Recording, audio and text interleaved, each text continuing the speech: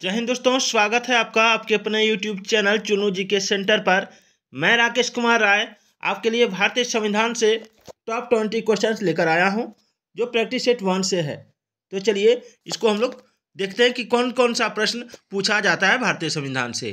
अगर आप मेरे चैनल पर नए हैं तो एक बार चैनल को लाइक शेयर सब्सक्राइब जरूर कीजिएगा, ताकि आपको हर नया अपडेट समय पर मिलता रहे।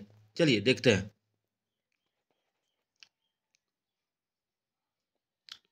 लाइन में रहिएगा, तुरंत आ जाएगा। हाँ, चलिए पहला सवाल है 1985 में भारत पारित संविधान के 52वें संविधान ने 10वीं सूची जोड़ी। यह संबंधित है, किससे संबंधित है? 52वें संविधान ने 10वीं सूची जो जोड़ी, यह किससे संबंधित है? तो यह संबंधित है दल परिवर्तन के आधार पर निर्भरता से। इसको डिटेल में जानते हैं कि 52वां संविधान संशोधन अधिनियम 1985 के द्वारा संविधान के अनुच्छेद 101, 102, 190, 192 में संशोधन करके तथा संविधान में 10वीं अनुसूची को जोड़कर दल बदल को रोकने के लिए कानून बनाया गया। 51वां संविधान संशोधन अधिनियम 2003 द्वारा केंद्र एवं राज्यों के मंत्रिपरिषदों के आकार को सीमित करने तथा दल बदल को प्रतिबंधित करने का प्रावधान किया गया है। चलिए आगे बढ़ते हैं।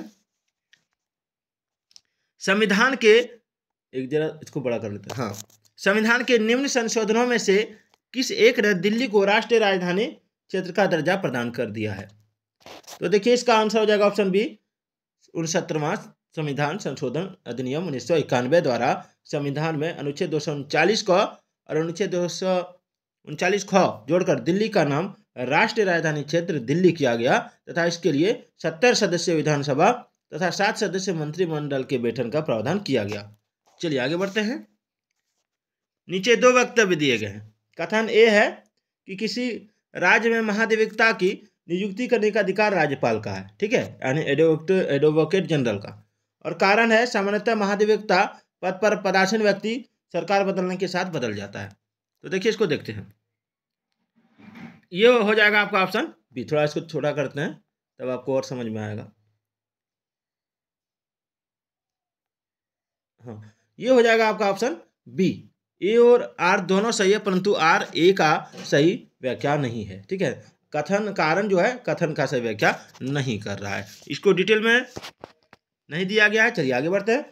केंद्र तथा राज्यों के बीच वित्त संसाधनों के बंटवारे में भारत का वित्त आयोग निम्न में से किन पर विचार करता है? करों का बंटवारा, सहायता अनुदान, ऋण राहत और प्राकृतिक आपदाओं के लिए राहत किस में करता है? देखिए इसका आंसर हम लोग यहाँ देखते हैं। इसका आंसर है कूट में दिया गया है, ठीक है, कूट में। तो उसका राइट आंसर हो जाएगा ऑप्शन डी, सभी चारों। यानी भारतीय संविधान के अनुच्छेद 280 के अनुसार राष्ट्रपति प्रति 5वें वर्ष वित्त आयोग का गठन करके जिसके अधोलिखित कर्तव्य होंगे केंद्र और राज्य के मध्य करों के शुद्ध आगामों के वितरण के बारे में और राज्यों के नीचे ऐसे आगामों के भाग के आवंटन के बारे में सिफारिश करना, ठीक है। बाद की संचित निधि में से राज्यों के राजस्व में सहायता अनुदान को शामिल करने वाले सिद्धांतों के बारे में सिफारिश करना और सुदृढ़ वित्तीय हित में राष्ट्रपति द्वारा आयोग को सौंपे गए किसी अन्य विषय के बारे में सिफारिश करना, ये आता है। 5वां सवाल है भारतीय संविधान में कौन से भाग शांतिमय सामाजिक क्रांति के प्रति संविधान निर्माताओं को प्रतिबद्धता प्रदर्शित करते हैं? तो देखिए इसका आंसर हो जाएगा उपरोक्त तीनों।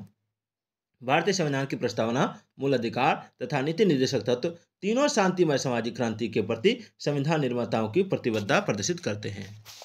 चलिए, भारत में अस्थायी दलीय व्यवस्था नहीं है, ये कारण दिया है, और कथन दिया है, और कारण दिया है कि राजनीतिक दलों की संख्या बहुत अधिक है। तो देखिए इसमें कौन सा हो जाएगा? इसमें हो जाएगा आपका ऑप्शन ए तथा आर दोनों सही है, परंतु आर यानी रीजन जो है, कारण जो है, एक ही सही व्याख्या करता है, ठीक है। चलिए इसको देखते हैं। भारतीय राजनीतिक व्यवस्था के अंतर्गत भारत में अस्थायी दलीय व्यवस्था न होने के कारण राजनीतिक दलों की संख्या अधिक है, अतः कथन एवं कारण दोनों सही है तथा कारण कथन की सही व्याख्या करता है। इसको आप एक बार स्क्रीनशॉट लेके देख लीजिएगा।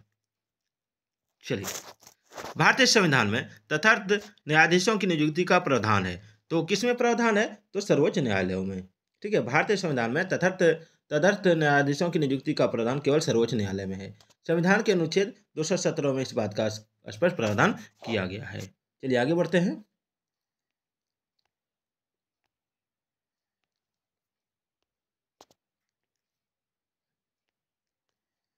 फुल डिटेल दिया हुआ इस बुक में, बहुत अच्छी किताब है। इसको आप गूगल प्ले स्टोर पर जाके 20 रुपये में ले सकते हैं, बहुत अच्छी किताब है। अधिकतम कितने संख्यक आंगल भारतीय लोकसभा में मनोनीत किए जा सकते हैं? तो देखिए, आंग्लेय भारतीय, एंग्लो इंडियन जिसको बोलते हैं, तो हो जाएगा ऑप्शन बी 2। राष्ट्रपति अपनी विधायी शक्ति का प्रयोग करते हुए अनुच्छेद 331 के तहत लोकसभा में एंग्लो इंडियन समुदाय के 2 सदस्यों को नामजद कर सकता है यदि उसके विचार में लोकसभा में उस समुदाय को उचित प्रतिनिधित्व नहीं मिला है तो। ठीक है, भारतीय संसद में सम्मिलित है, क्या सम्मिलित है भारतीय संसद में? तो राष्ट्रपति और संसद के दोनों सदन। संविधान के अनुच्छेद 79 के अनुसार संघ के लिए एक संसद होगी जो राष्ट्रपति और दोनों सदनों से मिलकर बनेगी। ठीक है, और राष्ट्रपति इस प्रकार राष्ट्रपति राज्यसभा और लोकसभा से मिलकर गठित ये सदन होता है और राष्ट्रपति संसद का अभिन्न अंग है, यानी इससे अलग नहीं हो सकता। इसे संसद का अभिन्न अंग इसलिए माना जाता है क्योंकि इसकी अनुमति के बिना राज्यसभा तथा लोकसभा द्वारा पारित कोई भी विधेयक अधिनियम का रूप नहीं लेगा। राष्ट्रपति को राज्यसभा तथा लोकसभा का सत्र बुलाने और उसका सत्रावसान करने तथा लोकसभा को विघटित करने का अधिकार है। चलिए आगे बढ़ते हैं। भारत के राष्ट्रपति अपने पद से हटाए जा सकते हैं केवल निम्न अवस्था में, तो इसमें हो जाएगा संविधान की उपेक्षा करने पर। राष्ट्रपति की पदावधि पद ग्रहण करने की तारीख से 5 वर्ष की होती है और 5 वर्ष के भीतर राष्ट्रपति की पदावधि 2 प्रकार से समाप्त हो सकती है। किसमें? आप देख सकते हैं, उपराष्ट्रपति को संबोधित अपने हस्ताक्षर सहित लेख द्वारा अपना पद त्याग करके, यानी राष्ट्रपति अपने पद त्याग उपराष्ट्रपति को दे सकता है। ठीक है, उपराष्ट्रपति को संबोधित करके। ठीक है, और महाभियोग की प्रक्रिया द्वारा संविधान के अतिक्रमण के लिए हटाए जाने पर। महाभियोग के लिए केवल एक ही आधार है जो अनुच्छेद 61 में उल्लिखित है, वह है संविधान का अतिक्रमण। चलिए, भारतीय संविधान का कौन सा अनुच्छेद प्रेस की स्वतंत्रता को आश्वासित करता है? तो इसमें हो जाएगा ऑप्शन बी अनुच्छेद 19। भारतीय संविधान में प्रेस की स्वतंत्रता को प्रत्याभूति देने के लिए कोई निर्दिष्ट उपलब्ध नहीं है क्योंकि प्रेस की स्वतंत्रता अनुच्छेद 1 क में प्रत्याभूत अभिव्यक्ति की व्यापक स्वतंत्रता में सम्मिलित है। चलिए, निम्नांकित में से कौन भारत के राष्ट्रपति की इच्छा तक ही पद पर बना रहता है? निर्वाचन आयुक्त या एक राज्य का राज्यपाल, इसको यहाँ देखते हैं और दिया इसका उच्चतम न्यायालय के न्यायाधीश या लोकसभा अध्यक्ष। तो आंसर हो जाएगा राज्य की कार्यपालिका शक्ति का प्रधान राज्यपाल है और सामान्यतः राज्यपाल की पदावधि 5 वर्ष है, किंतु उसे राष्ट्रपति द्वारा पहले पदच्युत किया जा सकता है क्योंकि वह राष्ट्रपति के पश्चात पर्यंत अपना पद धारण करता है। अनुच्छेद 156 1 वह पद त्याग कर सकता है, अनुच्छेद 156 2 में। चलिए, भारत के नियंत्रक एवं महालेखा परीक्षक की नियुक्ति की जाती है, तो इसका हो जाएगा राष्ट्रपति द्वारा। चलिए, हम राष्ट्रपति के कुछ कार्य की और शक्ति को देखते हैं। ठीक है, भारतीय संविधान के अनुसार भारतीय राष्ट्रपति को नियुक्त करने की शक्ति है। किसको किसको? भारत के प्रधानमंत्री, संघ के मंत्री, भारत के महान्यायवादी, भारत के नियंत्रक महालेखा परीक्षक, उच्चतम न्यायालय के न्यायाधीश, राज्य के उच्च न्यायालयों के न्यायाधीश, और देखते हैं राज्य के राज्यपाल, जन प्रदाय में हस्तक्षेप का अन्वेषण करने के लिए आयोग, वित्तीय आयोग, संघलोक सेवा आयोग और राज्यों के समूह के लिए संयुक्त आयोग, मुख्य निर्वाचन आयुक्त और निर्वाचन आयोग के अन्य सदस्य, अनुसूचित जातियों और जनजातियों के विशेष अधिकार, अनुसूचित क्षेत्रों के प्रशासन पर प्रतिवेदन देने के आयोग और पिछड़े वर्गों की दशाओं का अन्वेषण करने के आयोग, और है राजभाषा आयोग और भाषाई अल्पसंख्यक आयोग। ये है आपका राष्ट्रपति के काम। ठीक है, इसका आप एक बार स्क्रीनशॉट ले सकते हैं यहाँ से। थोड़ा बड़ा कर देता हूँ, और अगर पीडीएफ कहिएगा तो मैं पीडीएफ आपको मेरे टेलीग्राम चैनल चुनू जीके सेंटर पर डाल दूंगा। बस चैनल के नाम से ही टेलीग्राम चैनल है, बस आपको कमेंट करना है तभी मैं डालूंगा। चलिए, अगला है अंतर्राष्ट्रीय करार को प्रभावी करने के लिए संसद ऐसे विषय पर विधि बनाती है जो राज्य सूची में परिगणित है और प्रभावित राज्यों से कोई परामर्श नहीं करती है। यह विधि कौन सा है? तो चलिए, इसको यह विधि जो है, यह विधि हो जाएगा आपका ऑप्शन सी अनुच्छेद, थोड़ा इसको छोटा करते हैं तो आपको समझ में आएगा।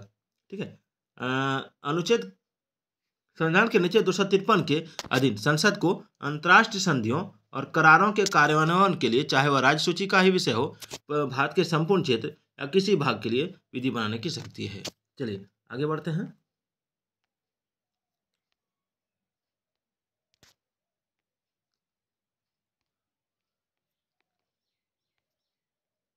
पंद्रह नंबर सवाल है, मलिमथ समिति किससे संबंधित है? तो इसका राइट आंसर होगा आपका ऑप्शन सी, आपराधिक न्याय प्रणाली से। चलिए आगे बढ़ते हैं। सूचना का अधिकार अधिनियम 2005 के अंतर्गत किसे प्रथम केंद्रीय मुख्य सूचना आयुक्त नियुक्त किया गया है? तो इसका आंसर हो जाएगा आपका ऑप्शन वजाहत हबीबुल्लाह। चलिए, किस अधिनियम के द्वारा मुसलमानों को पृथक निर्वाचन का अधिकार दिया गया था? तो इसका राइट आंसर हो जाएगा आपका option A, Indian council act 1909 के द्वारा। कंट्रोलर और ऑडिटर जनरल की नियुक्ति कौन करता है? तो इसका राइट आंसर हो जाएगा आपका option B, president of India.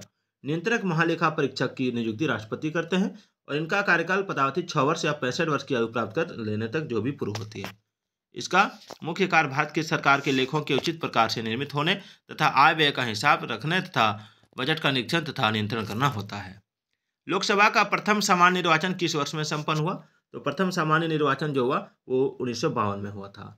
चलिए, अंतिम सवाल है कि कोई बिल मनी है या नहीं, यह कौन निर्धारित करता है? तो देखिए, इसका राइट आंसर हो जाएगा आपका ऑप्शन क्या होगा, एक बार कमेंट आप लोग कीजिएगा। चलिए,